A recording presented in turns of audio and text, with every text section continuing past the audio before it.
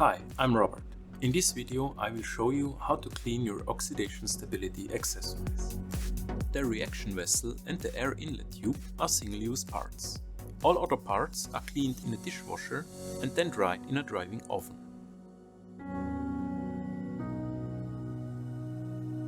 Empty the measuring vessels and place them together with the cover in a water bath.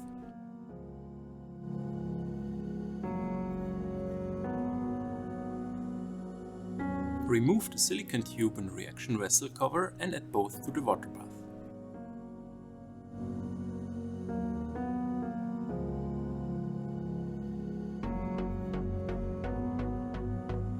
You can throw away the reaction vessels and air inlet tubes into a waste bin.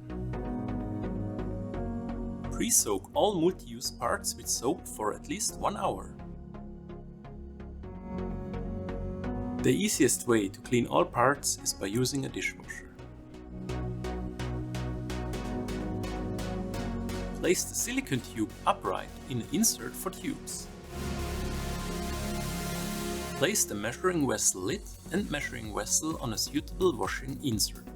Fix them with a cover to keep them in an upright position. For the small parts, we recommend a stainless steel insert with a mesh size of maximum 2 mm.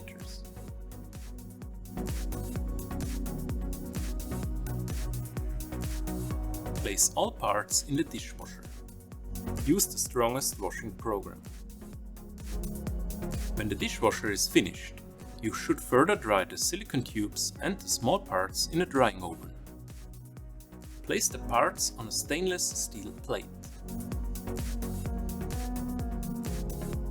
Dry the parts at 80 degrees in a drying oven for 2 to 5 hours. Now all parts are clean and can be used again. Don't forget, some parts of your Rancimat need maintenance from time to time. To see which parts and how to maintain them, check out the linked video.